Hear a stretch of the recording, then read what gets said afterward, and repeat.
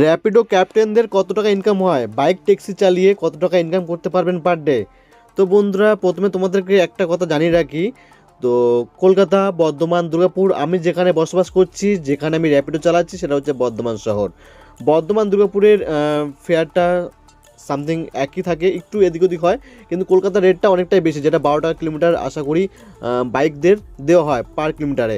তো বন্ধুরা, today earning আমার এখান থেকে দেখতে পাচ্ছ 1119 টাকা, তাই তো? তো বন্ধুরা, এখানে আর্নিংটা আমি তোমাদেরকে ক্লিক করে দেখিয়ে দিই। তো আর্নিং এখানে দেখতে পাচ্ছ 1119 টাকা আমি আর্নিং করেছি। অল অর্ডারসে ক্লিক করার পর এখান থেকে আমার মনডে 8 তারিখ আজকে টোটাল অর্ডারগুলো আমার এখান থেকে শো হচ্ছে। আমি এক একটা অর্ডারে ক টাকা করে ইনকাম করেছি এখান থেকে তোমরা সেটা দেখতে পাচ্ছ। এই অর্ডারটায় আমি 486 টাকা ইনকাম করেছি। এই ইনকামটায় নেক্সট যে ইনকামটা 424 টাকা 81 পয়সা, নেক্সট 25 টাকা, 30 টাকা, 35, 57, 48 টাকা টোটাল অর্ডার কমপ্লিট করেছি আজকে 7খানা। তো আজকে আমার টোটাল ইনকাম হয়েছে 1109 টাকা। তো বন্ধুরা, এখান থেকে এই যে বড় দুটো ভাড়া এখান থেকে আমি পেয়ে গেছিলাম বর্ধমান থেকে। একটা যেটা ভাড়া ছিল প্রথমে, ভাড়াটা এটা হচ্ছে, তোমাদেরকে ওপেন করে দেখিয়ে দিই। এই ভাড়াটা 424 টাকা, যেটা 52.83 কিলোমিটার সামথিং, মানে 53 কিলোমিটারই ধরতে পারো। পিক আপ পয়েন্ট মানে খুব কাছেই ছিল, 300 মিটারের মধ্যেই ছিল। ড্রপ শান্তিনিকেতন করেছি। শান্তিনিকেতনের একটা লোকেশন ছিল, বর্ধমান থেকে শান্তিনিকেতন গিয়েছিল। নেক্সট তারপরে আস্তে আস্তে আমি যেই আরেকটা ভাড়া পেয়ে গেছিলাম, যেটা ছিল আমার বর্ধমান থেকেই মুচিপাড়া, দুর্গাপুর, ওয়েস্ট বেঙ্গল। তো বন্ধুরা, এই ভাড়াটা ছিল টোটাল 514 টাকার উপরে। তো টোটাল আমি আর্নিং করেছি 486 টাকা। তো এইভাবে পার ডে একদিন কাজ করে তোমরা 1000 থেকে 1500 টাকা ইনকাম করতে পারো। ঠিক মতন খাটতে হবে তোমাকে। আমি দেখো এখানে সকালে কখন বেরিয়েছি, সকালে ফার্স্ট ভাড়া তুলেছি 5:57 যে ভাড়া তুলেছিলাম, অনেকেই জানে এই ব্যাপারটা। তো রাত 6টা থেকে রাত 10টা থেকে সকাল 6টা অবধি ফেয়ারটা এক এক জায়গায় এক ধরনের নাইট ফেয়ার চলে। তো এখানে আমি 10 টাকা 88 পয়সা নাইট ফেয়ারটা পেয়েছিলাম, প্লাস লং ভাড়ার জন্য, লং পিক আপের জন্য 2 টাকা, ওয়েট টাইম চার্জ টোটাল মিলিয়ে আমি এখানে যেটা পেয়েছিলাম 48 টাকা 88 পয়সা।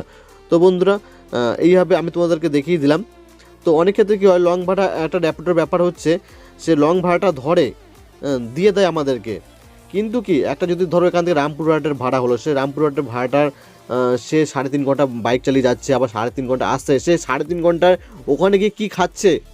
তার তো একটা খাবার দাবার দরকার আছে। একটা র্যাপিডো ক্যাপ্টেন সে চালাচ্ছে না, সে নিজের টাকায় সে কী করে? সে তো র্যাপিডো কী করে, সে যখন যাচ্ছে যে জায়গাটার, সেই জায়গাটা ভাড়াটা ধরে দিচ্ছে, কিন্তু আসার ভাড়াটা সে আর পাচ্ছে না। তো এই ক্ষেত্রে কী হচ্ছে, অনেকেরই লস হচ্ছে। তো অনেকে কী করে, কাস্টমারের সাথে ডিল করে নেয়, হ্যাঁ দাদা আমার এত টাকা লাগবে, আমার রিটার্ন ভাড়াটা আমার এত টাকা। সেটা তো আর র্যাপিডো জানে না, তাই ওখানে গিয়ে আমি ভাড়া পাবো কি না পাবো, তাই অনেকে সেটা করে, তাই তো রিটার্ন ভাড়াটা নিয়ে নেয়। তো বন্ধুরা, এখানে দেখতে পাচ্ছ পার ডে র্যাপিডো চালিয়ে বর্ধমানেও আশা করি দিন খারাপ ভালোর উপরে ইনকামটা আশা করি বাড়ে কমে। তো আমারও সেই ক্ষেত্রে আমি কোনো দিন 500 টাকা ইনকাম করি, কোনো দিন আবার 700-800। তো কোনো দিন যেদিন বাজার ভালো যায় 1000 থেকে 1500 টাকা ইনকামও হয়ে যায়। বর্ধমান দুর্গাপুরে এরকমই একটা ইনকাম। তো বন্ধুরা, এইভাবে তুমি র্যাপিডো বাইক ট্যাক্সি চালিয়ে আশা করি বুঝতে পারবে, আমার ভিডিওটা একটু অ্যানালাইজ করলে বুঝতে পারবে কত টাকা তুমি আশা করি ইনকাম করতে পারবে। তো আমি যেটা বললাম প্রথমেই, এক এক জায়গায় এক এক ধরনের তোমরা কিলোমিটার হিসাবে টাকা পাবে। বর্ধমান দুর্গাপুরে আলাদা, আসানসোলেও আলাদা। তো বন্ধুরা, কলকাতায় যেটা মেট্রো সিটি বলে, ওখানে অনেকটাই বেশি টাকা পাওয়া যায়।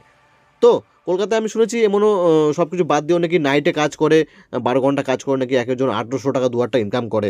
তো আশা করি সেটা সত্যি।